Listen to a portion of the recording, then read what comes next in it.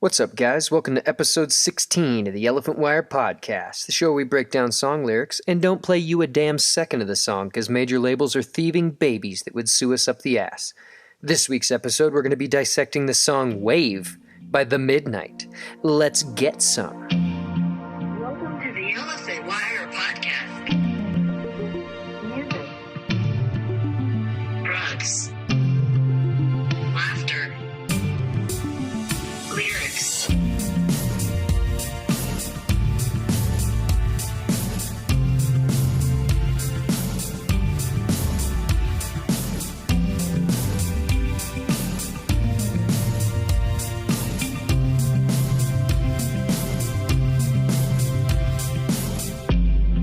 What's good, everybody? How you living out there? Jake here, host of the Elephant Wire Podcast. I am very excited to get into this episode. New wave, synth wave, whatever you want to call it, is a good time. And anyone who likes cutting a dang rug is going to enjoy any of the tunes that The Midnight is pumping out. And that's the band we're talking about today. The Midnight, their song is called Wave. I'm incredibly excited to get into this. We're gonna just dive right in. And first things first, I love this absolutely. The band The Midnight, they have a motto.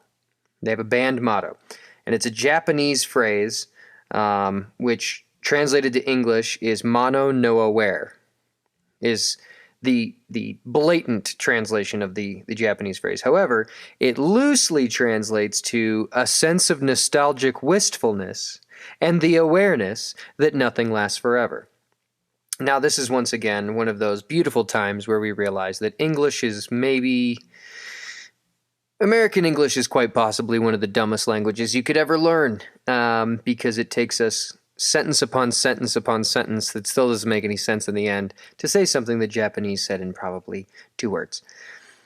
I was literally just reading an article yesterday about a Japanese word that means you're not hungry, but your mouth was lonely, and that's why you were eating. The Japanese have a word for that, and I was not even remotely close to pronouncing it, much less try. Once again, the Japanese language and the English language, it's hilarious to me when people are like, speak English. Like, no, they're doing just fine. But anyway, enough about boring shit like that. Let's dive into this. The Midnight, a synthwave, future synth, electronic, chill wave, whatever you want to fucking call them, dope, dance-fueled band. We have Atlanta-based singer-songwriter Tyler Lyle, who is the Midnight singer, and he's also their lyricist. And then we have Los Angeles-based currently, however Danish-born, producer-songwriter Tim McEwen. Excuse me. That's a whole bunch of beer and eggs that just came up there. Just a little bit. Excuse me. The two of them make up The Midnight. They met some years ago at a songwriting seminar, if I remember correctly. My research for this episode was all over the place. And some of it made it into the script, some of it didn't. The suits get mad at me about that, but they can go fuck themselves. This episode is going to be dope, and let's dive into this. Tyler Lyle did an interview with Artist One, and it may seem a little long-winded. However, I want to read this entire quote by him because I feel like this quote by Tyler, their lyricist and co-songwriter of all their music. I feel like this really sets up our episode for success. So the question that was presented to him was talking about actually the album that our song comes off of today, and just talking about educating people on the awareness of the a contemporary climate is the words that were used, and the guy doing the interview said, "Did you see it as a vehicle for that while making it?" Okay, was it your intent to heighten people's awareness on the current contemporary climate? Was the question that was presented to him. And his response, like I said, it may feel a little long-winded. However, it is a beautiful response to this question, and it really sets us up for success. So just a quick thing before we really get into this. The album that our song comes off of today came out in like September of 2018. So there's just a little bit. So we're talking about the album after its release, contemporary climate, blah blah blah. Tyler says, I think I was reading so much that I wrote. He had a podcast for a second. I wrote and recorded for a couple years whenever I was living in New York.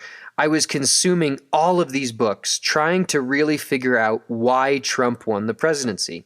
I read all of these books about the word enemy, A-N-O-M-I-E, enemy, enemy. I have no idea how to fucking say it, and it wasn't like Siri was going to be any help because that bitch doesn't know how to pronounce anything either.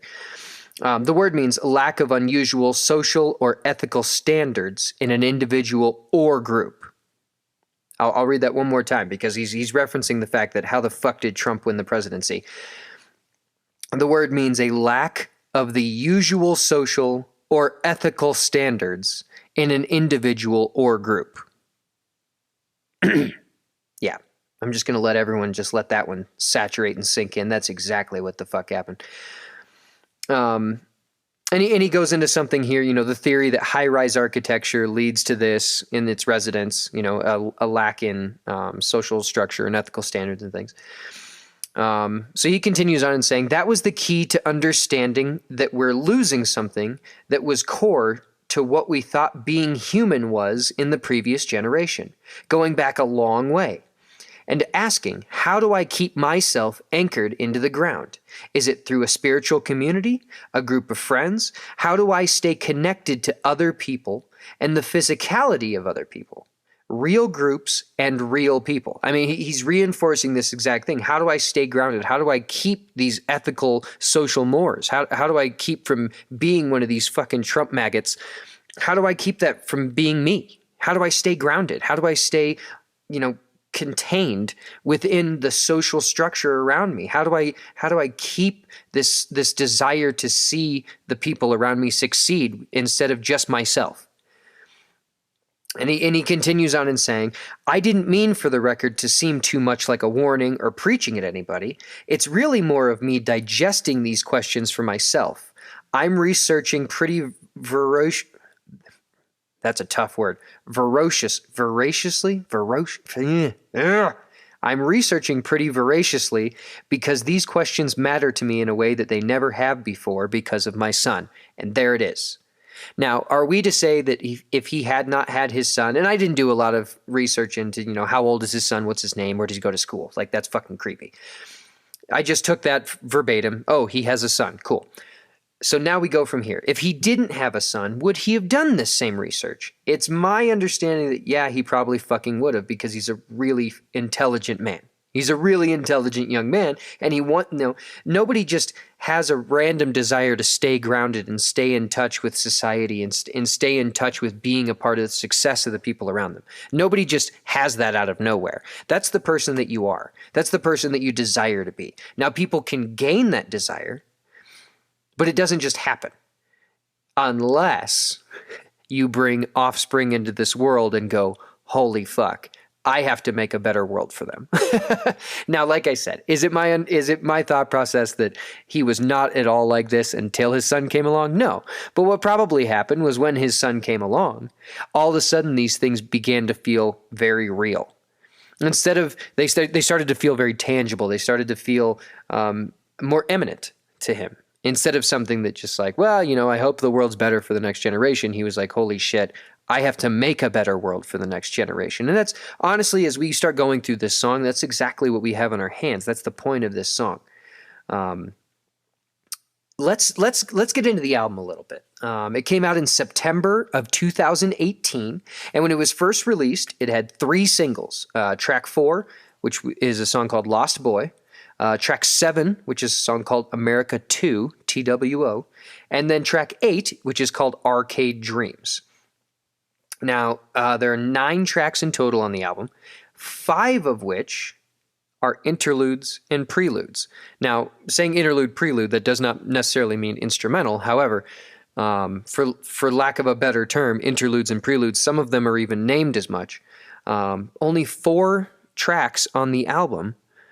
The 3 singles that came out, and then one of them being the song that we're discussing today, Wave, Only 4 of the songs on the album are in songs in an entirety and not a prelude or an interlude. And I found this really fucking interesting because, a lot of musicians out there would have just released, a 4-song EP. They would have just called it that and left it at that. However, the whole scope of this album, the whole, front to back, the entire, look at it like a picture book. If you just have 4 pages in a picture book, it's just 4 pictures. It doesn't really mean anything. However, whenever you put in those 5 songs that are interludes and preludes, all of a sudden you have more of a full scope of what was actually happening. And the whole way through this album, we have tons of old audio clips and commercials from the 80s. Like one song is called Saturday Morning. And the song starts with someone pouring a bowl of cereal and turning on the TV, and it's Saturday morning cartoon sounds, and he's flipping through the channels, and there's G.I. Joes, and it's fucking rad, dude. It's so nostalgic. Abso-fucking-lutely nostalgic. And another interview that I wanted to bring up here is from a website called the Iron Skullet. They wrote, the Midnight are arguably the most well-known artist in and around synthwave in 2018. And this is talking exactly about the album that we're talking about today. That's when this article came out. Their influence on the genre has been catalytic. They are the metaphoric eye of a revolutionary musical storm, one that is rapidly altering the identity of synthwave's second generation of artists. For this reason alone, it's worth examining Kids from a cultural perspective as much as a musical one. And it's interesting that they put it that way because the album we're talking about today is called Kids. No shit. It's super nostalgic. It's all about video games and about all sorts of crazy cartoons and eating bowls of cereal and all the things that as we've gotten older and are no longer kids, all the things that we remember and are still super fucking important to us. And the things that we've realized aren't important to us. And so to say it this way, for this reason alone, it's worth examining Kids from a cultural perspective as much as a musical one. Almost like saying it's equally as important in this parameter to examine the way that youth now and their cultural perspective, because of the world that they live in, they have no choice. This is the area that children today are growing up in. To expect children to be like your era is fucking stupid. I hope to God, I'm just going to let you guys know now. At this very moment, what are we in? It's like, January or something of 2021. At this very moment, I am 32 years old. I'll be 33 in February.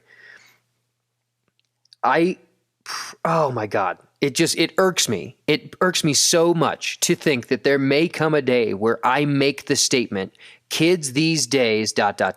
It doesn't even fucking matter what comes after that. Because the fact of the matter is, kids these days have no fucking choice than to grow up in the era that they're growing up in and to be a part of what is contemporary. Why fucking wouldn't they? When I was a kid, I did what was contemporary. I did what was popular. I did what every other fucking kid around me was doing. I didn't look at adults and say, well, what did you do whenever you were my age? That sounds good, I'll do that. And completely ignore everyone my age. And then once again, from a culture perspective, as much as a musical one, the exact album that we're talking about today, to be able to examine this album for what it is worth. And the song we're talking about today, Wave, is track 2 off of the album. It's track 1 is a great prelude into the album. It really sets it up. It's some different news broadcasters talking about video games or arcades or things like that. But more so in a way that they're talking about how damaging it is to the youth. And how difficult it will be for the youth. And then you start to get some clips of them talking about computers and what computers can do. And then they start to talk to kids and what kids think of computers and that they love that they can play a video game and be on another planet. And it's so crazy, like all these old clips from the 80s that they're playing. and then the first track ends, and then it goes to track 2, and it goes right into the. And if you've heard this song, if not, pause this now. Go listen to the jam. It's a fantastic jam. It's on the Spotify playlist that we update every week, the Elephant Wire podcast playlist. But before we even read the lyrics, there's actually something that I want to get into, and it is one of the lyrics. But it's something very, very specific to this album. And it's the very first lyrics that are sang on the album, which is the very first lyrics of our song that we have here. And the phrase is, "We are not a sentimental age." And this absolutely sets the fucking tone for just honestly a very complicated nostalgia. It really is. It's a very complicated nostalgia. And, Tyler is an incredibly gifted lyricist. One thing that he will never do is he will never write from a one-dimensional nostalgia, if that makes any sense. Yes, he's a very transparent writer, and he's a very gifted writer. So he has no choice but to write what he has experienced or to write what he knows. However, being so gifted at being a lyricist, he will never write a one-dimensional lyric. He will write as if you were there with him. And then on the other side of that, we have Tim, the producer and doing most of the music and production, is way too talented to take a song like this and just throw some poppy synths in there and make it a dance song. Now, this song is incredibly dancey. However, the music fits perfectly to the lyrics that have been written. And there are times when it breaks all the way down and let's just the vocals and just the story being told be the music at the time. And then during the chorus comes back in and we have that great dance time. Another article that I was reading from Kill Your Stereo, they were talking about just the locked-in rhythmic flow and dreamy, calming sounds of Wave, the song we're talking about today, makes it amongst the band's greatest creations. It speaks to the core of why the Midnight's music profoundly affects so many, and also why they've been propelled to the upper echelon of the synthwave genre. Now, you can, as many articles that I was looking up and different things like that, a lot of people give the Midnight credit as being, kind of the kings of chillwave. And there's so many different ways that it can be said. However, when you really just break it down, no offense to any other chillwave band out there, but the Midnight's just the fucking best one. They do it the best. And it absolutely is what we're talking about.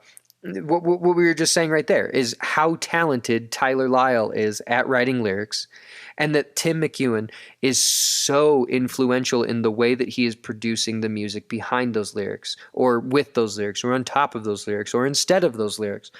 The two writing together is absolutely crucial and makes every bit of difference of why, as Kill Your Stereo just said, the upper echelon of this entire genre of music. Kill Your Stereo goes on to say, Wave also sums up how important the 80s were as a turning point in many cultural views and values for the next generation coming through. And then once again, we have that same quote with Tyler singing, "We are not a sentimental age," echoing in some ways, too many ways, we're not a sentimental age. And we'll start to really break down that exact line more whenever we get into the breakdown of the lyrics. But the song today comes in at 4 minutes, 32 seconds. Like I said, the very beginning of this song starts out with just some instrumental, like it's more of a bass and a synth going on, not any real percussion going on, just kind of some fluttery things and just a standard synth going at it. But we have at the very beginning we have like a news anchor talking about kids blasting away at space invaders, and is this going to be damaging to the youth, and what turmoil will this bring about for this next generation of children, and it's going to melt their brains. Complete fucking horseshit.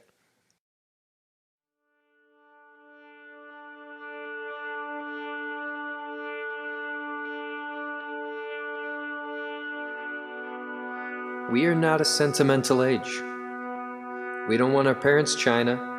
or their ticker tape parades. We are not a sentimental age. We're out getting high on fire escapes. We are hooking up with strangers that we will never see again. We are not a sentimental age. And when I dream, we're all melting together, synchronized in a mass embrace. Beads of water folding together like a North Shore wave. How strange. We're parts of each other. How strange. I'll never even know your name. I will keep dreaming. I will keep dreaming. We are not a sentimental age. On our shoulders is a boulder of a debt we cannot pay. We are not a sentimental age. Diagnosis says I tend to disengage. I'd rather have my privacy. I'd rather have my space. These are just the pills I have to take. We are not a sentimental age. When I dream, we're all melting together, synchronized in a mass embrace. Beads of water folding together like a North Shore wave. How strange. We're parts of each other. How strange. I'll never even know your name. We are not a sentimental age. We don't want our parents' china or their ticker tape parade.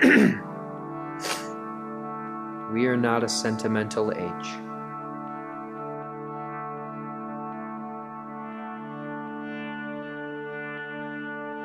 Well, there we go. There we have it. Obviously, first takeaway is his main point. The first line, verse 1. We are not a sentimental age. We don't want our parents' china or their ticker tape parades. Now, this is really funny.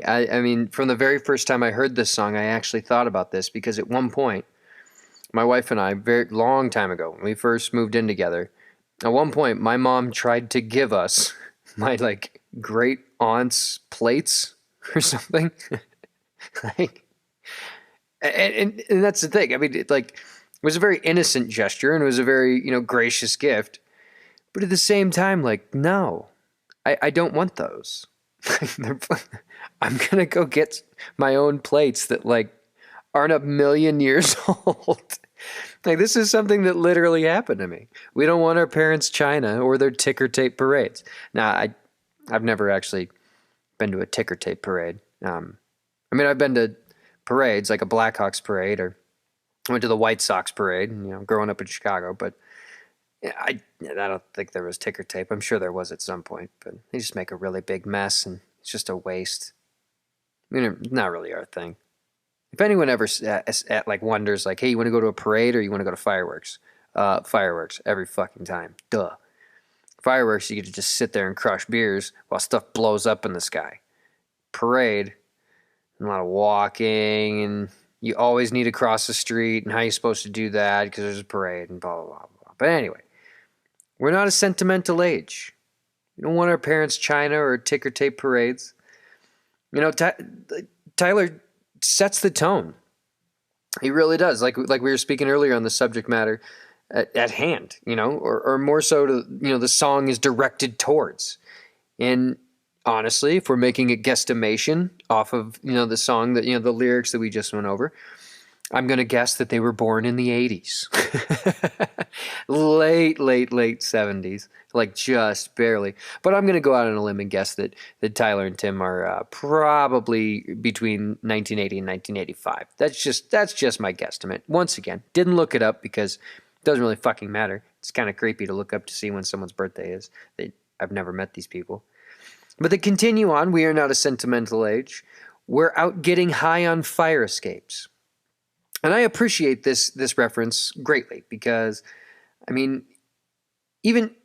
take a look at the last election. Who really won the last election? Drugs. Drugs fucking won the last election. That's who. Tons of legalization, bunch of decriminalization, generation being held accountable for boomers' obtuse outlook on freeing one's mind. Plain and simple. Fucking finally. Finally. And that's the thing. We're not a sentimental age. Like, I kind of just want to sit on my fire escape and get stoned. Like, if that's okay. Just kind of want to check out for a minute and process. There's a lot going on. I absolutely appreciate this. And then to continue on, we're hooking up with strangers we'll never see again. We are not a sentimental age. There you go. I mean, it's no secret that the dating scene has completely changed in the last 5-10 years and has created quite a bit of hookup culture. Now, there is nothing wrong with this. Absolutely nothing wrong with this. I don't know why there would be. I really don't know. I mean, as long as you're practicing safe sex, as long as you're taking precautions, as long as you're not, hooking up with someone that is dangerous, like, want to come back to my place and see my knife collection? Like, as long as you're not doing that kind of shit, I don't really know why there would ever be a problem with that. And yeah, I'm a married man, so I am pretty much unaffected in any way, shape, or form by this new culture that is developing. However, what would ever be wrong with enjoying your youth? What would ever be wrong with that? Because that's exactly what we're talking about here. We're hooking up with strangers we'll never see again. We're not a sentimental age. You don't have to make every single goddamn second of your teens in your 20s count.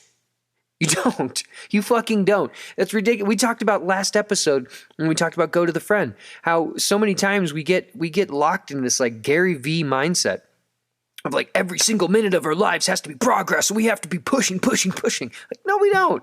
We can sit on a firework and get fucking stoned every now and again. We can hook up with a stranger and have absolutely no intentions of it turning into something. Guess what? Maybe it will. Who knows? That'd be exciting. Oh yeah. I met this guy, or oh, I met this girl. And I don't know, we were just going to hook up and here we are. That'd be fucking righteous. But not everything has to mean something. We're not a sentimental age. Not everything has to have a label or a name or a reason. Sometimes you can just fucking do stuff and you don't owe anybody anything. As long as you're not hurting anybody, especially in the whole hooking up with strangers thing. Don't hurt anybody. Don't like tie someone up and bang them. That's kind of creepy. Unless they ask you to. In which case also, if they're into choking, never choke from the front, choke from the sides. And just firm. Don't squeeze. Don't be a dick. You're not trying to actually choke them out. It's just like a dominance thing. Never mind. When we get into the chorus, when I dream, we're all melting together, synchronized in a mass embrace. Beads of water folding together like a North Shore wave. So what he's talking about here in a metaphoric kind of way is that the world is changing quickly. And the sense of unification among the youth feels exactly like that. A wave. It's a wave of acceptance, a wave of love, a wave of free thought, a wave of change. And that's the thing. When I dream, we're all melting together. Whenever you close your eyes and you actually start to really take in what the youth, what the younger generation is doing, who they are and what they're all about, it feels like that. A synchronized mass embrace. Beads of water folding together like a North Shore wave. It is a wave of change. It's a wave of love, a wave of acceptance. That's what we have on our hands. We don't have time and place in it. This isn't like so many people want to make the fucking statement that like nobody has a sense of humor anymore. No, we just don't think your racist ass is funny. That's honestly what it is. No, we really don't think that you saying a hard R or saying the N-word or saying any of these things, even when, I was just making a joke. We don't fucking find it funny. It's not fucking funny, dude. You can make better jokes. You can make funny jokes. All we fucking do is laugh. I spend 90% of my time on Instagram laughing at shit. And guess what? None of it's racist. None of it is demeaning. Anyone that is out there that is saying, well, you got to watch what you say nowadays, I bet you probably should have before too. Nobody was calling out your racist ass. I'm sure that's actually probably what it is. But you know what we have nowadays? We have a fucking wave of change that is full of love, acceptance. It's a wave of free thought, a wave of drugs, in a manner of speaking. It's fucking dope. But then he continues right after that statement to say, how strange. We're parts of each other. How strange. I'll never even know your name. Now, obviously, when things change, you lose some parts and you gain others. It's just simple math, obviously. But what Tyler is referencing here is that as we become closer, as we become more unified as a society of, say, progressive change, somehow we're losing some sense of intimacy. To be able to say we're all part of each other, we don't even really know each other's names. I think honestly what he's talking about more so is almost like Twitter handles. Your Xbox name or your Instagram handle, whatever it might be. There's this wave of change of all this thought of unification of a couple generations, millennials, Gen Z, whatever, there's this wave of change. However, I'll never even know your name. We've lost a little bit of intimacy because there's always at least this degree of separation, and so many times is straight up just the fucking internet. Now, is there anything wrong with this? No. We even start this album with kids in the 80s talking about going online. Maybe it was the 90s. That makes more sense. But kids going online and shooting Space Invaders and how much fun it was. And now today, like, those same fucking boomers are still bitching about it.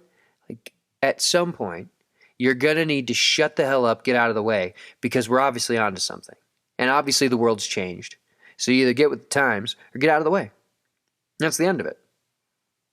But as we realize here, at some level, we've lost some sense of intimacy.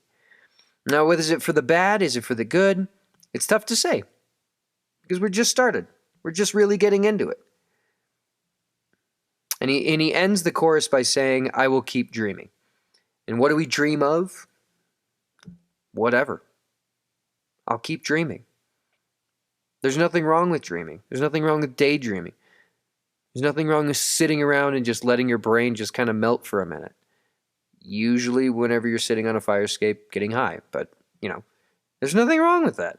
It's just sitting around and allowing yourself to dream, allowing yourself to envision.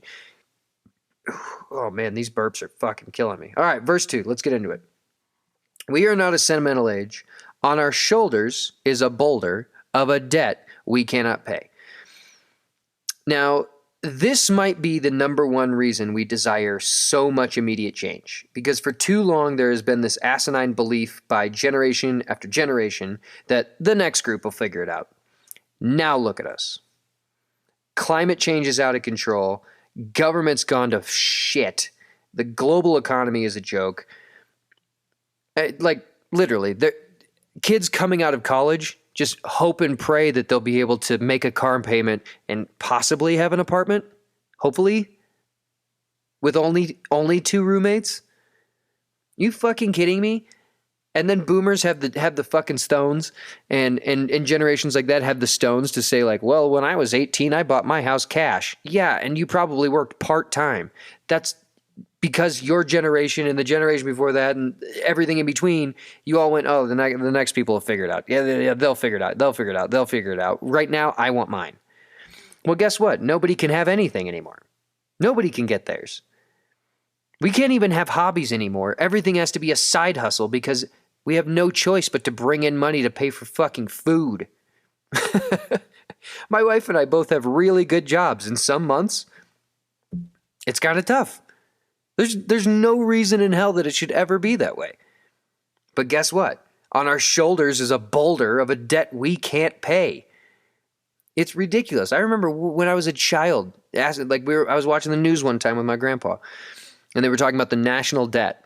And I was like, Grandpa, how is America in debt? And he just shook his head because my grandpa was a lifelong politician. He was in, county boards and county seats and ran for Senate a couple times and things like that. And so I would always ask him, about politics and things like that. I was just curious about him. And I was like, how is America in debt? And he just shook his head. And I was like, so how do we get out of debt? Who do we pay? And he was like, it doesn't. I was like, so can't we just make more money to pay off our own debt? And then he started laughing and he went, that's actually what we did. And it made it worse. Which, fair enough. And we continue on with the song. We are not a sentimental age. Diagnosis says I tend to disengage. I'd rather have my privacy. I'd rather have my space. These are just the pills I have to take. We are not a sentimental age. Now, it's interesting to dissect this portion because in the arena of metaphor versus direct meaning, kids getting tossed onto pills at a young age to fix them would be one side of looking at this. You know, disengaging from society because why the fuck not would be the other side. You know, their parents didn't like how they turned out. I mean, it's something that's stupid. Their parents don't like their fucking clothes, so they check out of society. Diagnosis says I tend to disengage. This could also be illegitimate, like I said, getting tossed onto pills at a young age to fix them. Absolutely disgusting. You know, give them a pill, give them a pill, give them a pill. My wife is a nurse.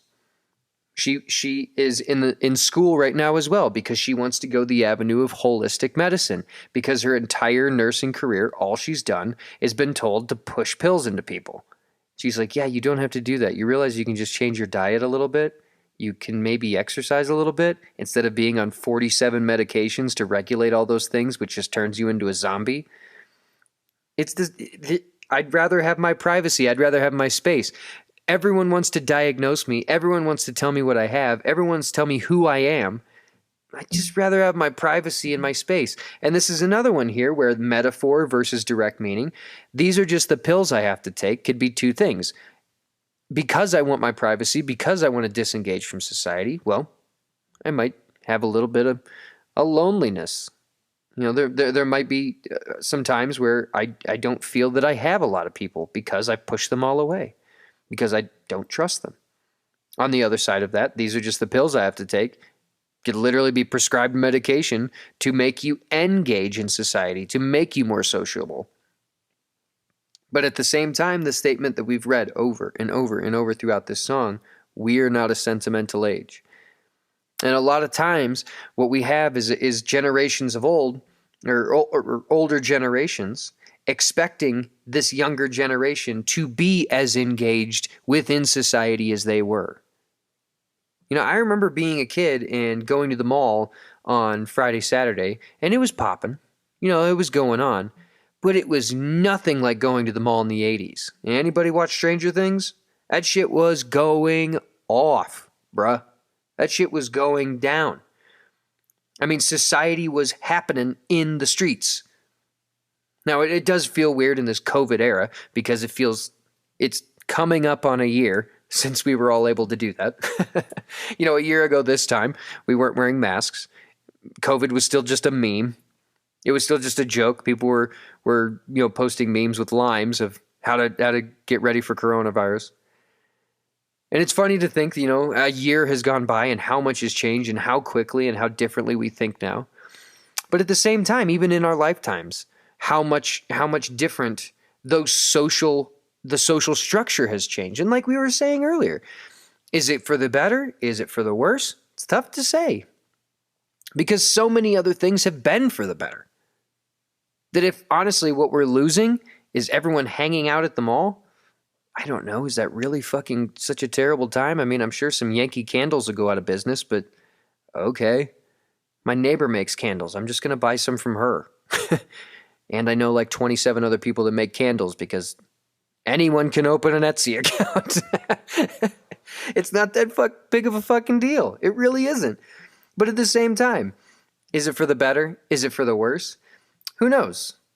You know, when we go into this portion of the song where we have one last chorus, you know, when I dream we're all melting together, synchronized in a mass embrace, beads of water folding together like a North Shore wave.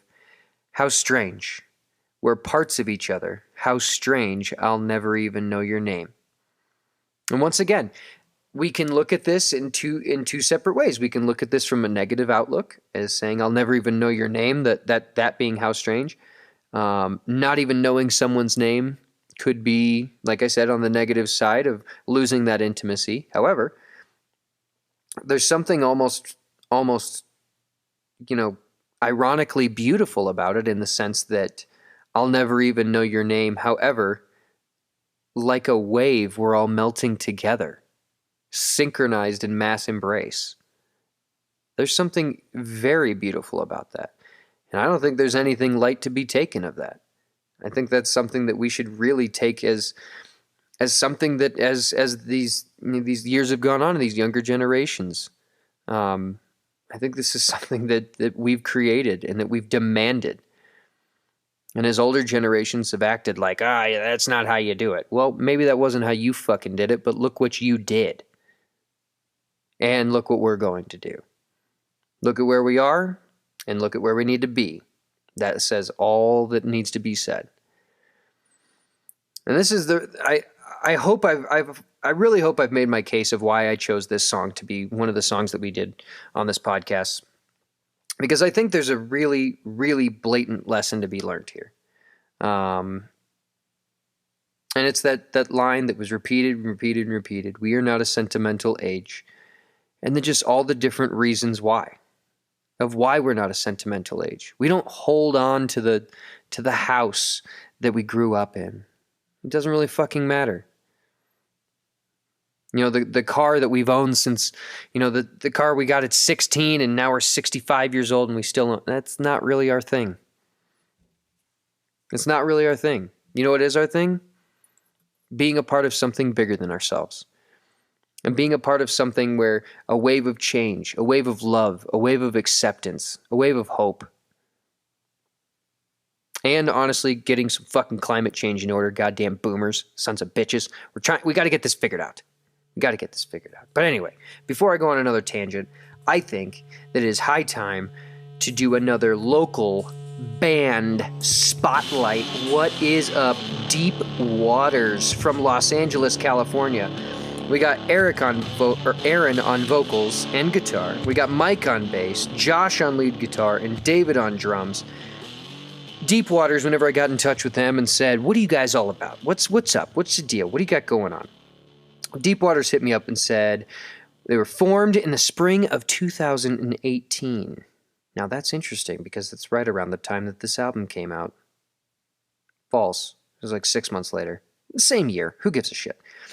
Aaron, who is the vocalist and guitarist for Deep Waters, Aaron was playing as a solo artist when David approached her at a gig in South Pasadena and talked about collaborating. David brought in Josh, whom he knew from a previous project. Mike and Aaron knew each other from an open mic in Echo Park. He loved the songs and asked if she would need a bass player. The band formed organically and immediately, and within a month, Deep Waters was born. I fucking love that. I love when this kind of shit happens. Local musicians being like, you know what, I really like what you got going on. Hey, I like the way you sing. Would you maybe need a bass player? Hey, I can play drums, and you guys are kind of killing it, and you're gonna need a bass drummer. I fucking love this. This is absolutely fantastic. One more burp. I promise that's the last one. Or it should be. Anyway. Each member comes from a different musical background, which defies all odds and creates a wonderfully unique sound. They blur the lines between punk, rock, and folk, creating the perfect blend of loud, foot-stomping music. And this is also the second band that has described it as foot-stomping music. The last was, they were from Malaysia, Naladipa. They also described their music as foot-stomping music, and they were an alternative band. I fucking love that. With their unique lyricism, Deep Waters focuses on stories that bring a brutally honest look at the human condition. Often described as having a 90s rock sound, their influences range from jazz to folk, to classic rock to punk. Each member delivers their unique vision and style, bringing a twist to new music. Deep Waters will make you move, but more importantly, they'll make you think. Deep Waters is looking forward to completing their first album by the end of 2020. Their most recent releases are the first of a few singles to be released from it. Though their West Coast tour was canceled in March, they are staying musically active and creative while hoping for a better future for everyone. Check them out on Spotify. We're going to be adding one of their songs. I believe the song we're going to be adding is called I'm Not Afraid of Anything. I believe that's the song that we're adding. I could be way off on that, but I was just listening to him earlier today. fantastic band. These guys are fucking awesome. Check them out. From Los Angeles, California, or the LA area. Support local music. Support Deep Waters. These guys are fantastic. Hopefully they're able to reschedule that tour, a West Coast tour. I can't imagine how much that must have sucked to have to cancel a tour when you're literally just starting to pick up some fucking steam. Oh my God, I cannot imagine. But support local music. Absolutely support local music. Put on a mask. Do what you can. Support local music. Support local business as well. We're coming up on the end of the season. Like this is episode 16 of 20. We're coming up on the end of the season.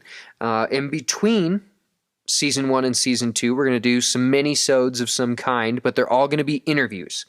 And each interview is going to be, I'm planning on doing 5 interviews. It might be 6. We're going to see how things go. But one of those interviews, if not 2 of them, is going to be from a small business owner that is in the music scene to some degree. So we can talk about how difficult it's been during COVID for a small business owner, because we talk so much about local music because that's the fucking point of this podcast. Lyrics, I guess, technically, but I do this podcast because I fucking love local music, and that's what I'm all about. But support local music, and if you like what we do here at the Elephant Wire Podcast, support what we do as well. Anchor.fm/the Elephant Wire Podcast. You can support us financially. You can also do almost equally as important, support us on any social media out there. Literally, if you search our name on any social media, we got one. I guarantee it. We might not have a MySpace. I don't think we have a MySpace, but we got fucking everything else. Yeah, support local music, friends. Thank you so much for listening. This has been a fantastic episode. I enjoyed hanging out with you guys. Thank you so much. From all of us here, as always, fuck the man, hail Satan, hug your mom. We'll see you guys next time. Peace.